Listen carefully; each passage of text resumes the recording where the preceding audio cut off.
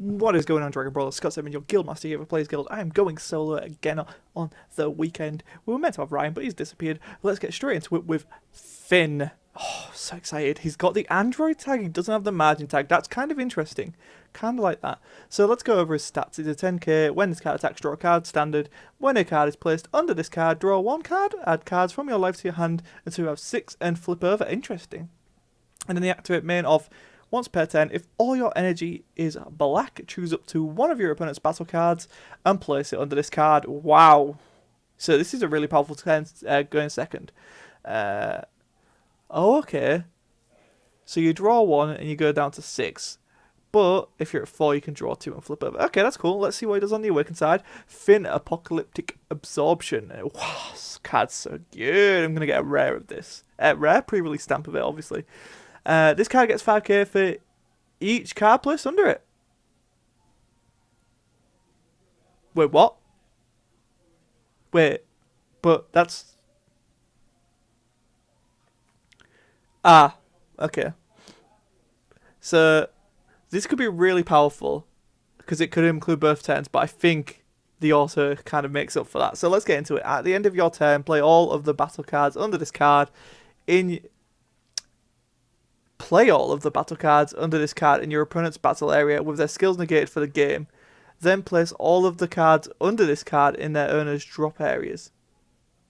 Okay. So you give your opponent all of the battle cards back, but they're skilllesses.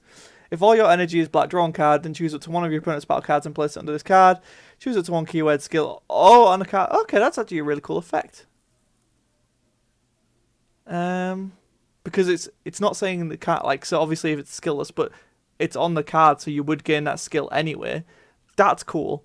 Let's go over. Wow, this doesn't look like a black card at all. What the heck? That's so cool. Skill Hunter Margin Boo. It's a unison. It is a 2 cost. 2 specified black, sorry.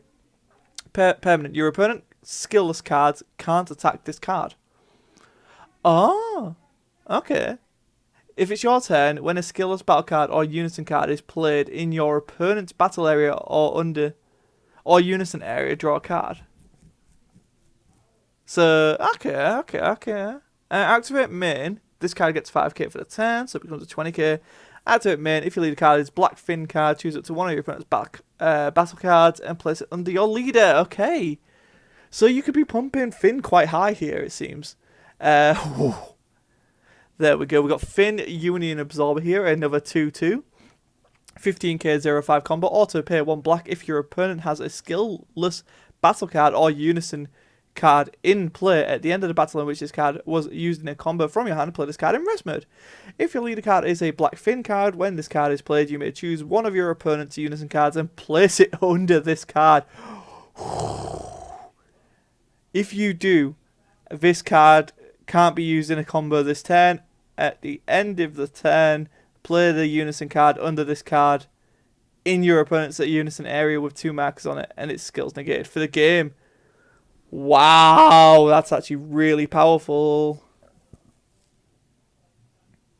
That's so strong. Negating a unison skill for the rest of the game.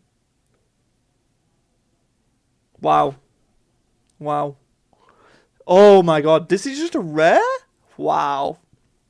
So this is an 8-drop, 2 specified red, 2 specified red, 2 specified black again. Finn the all absorbing. I was about to say all the absorbing then. I love it. 0/5 combo. Auto Spirit Boost 1. If your leader card is a black Finn card, when this card is played, choose all of your opponent's battle cards, ignoring barrier, and place this under your leader card. Activate main, pay 3 if you have 4 or more energy, and you place a card under your leader in its owner's drop area. Play this card from your hand. Okay. Activate main. Once per turn, place 1 card under your leader card. Place 1 card under your leader card in its owner's drop area to switch it to active mode. Okay, so it doesn't really get too much. So, like, it is just a swing that can go again. So I'm wondering if we'll see a card that gives it double strike, maybe, or critical, something like that. An extra card, maybe. I love it, though. This feels like what the last set's boo should have been. Like, this seems so good. And then, so we do have a super rare Finn Coercion Incarnate. It's a 2/2 again. It's a 15. It's a 0/5. It's got deflect. If your leader card is black, when this card is played from your hand, your opponent chooses one of their battle cards. Then you choose the rest of their battle cards and send them to their owner's warps. This is just a really good card. This is just a really good black card for dealing with wide boards. I really like this for going into best of 3 games. Wow, I love that. Oh, we got some more Dabura. Demon God Dabura Skill Hunter. Wait, was Majin Buu called Skill Hunter? Okay, so Skill Hunter is going to be the archetype maybe for the Demon Gods surrounding Finn here.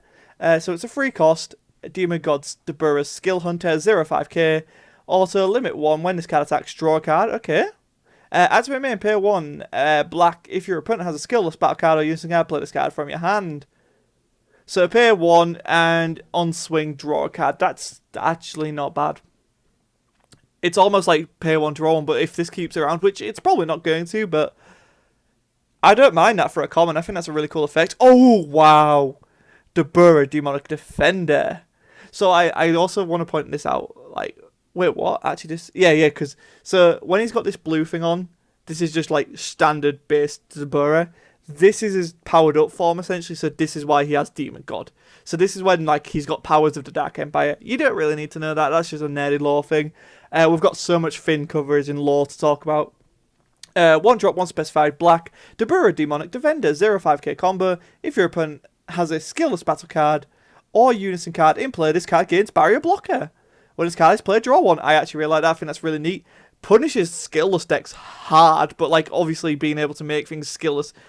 Also cool. I like how it absorbs in stuff and then spits it back out, essentially. I think that's really cool. There's a Skill Hunter Towa. So, counter-attack. That's always nice. Hopefully she's a floodgate.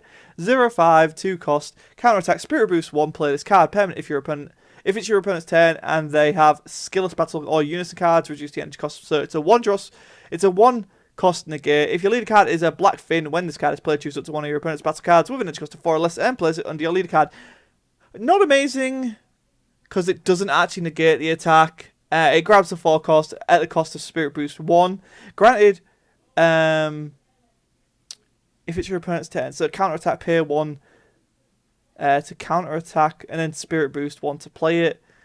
I don't know how well this is going to be used. I like it a bit, because obviously it gets more cards under your leader.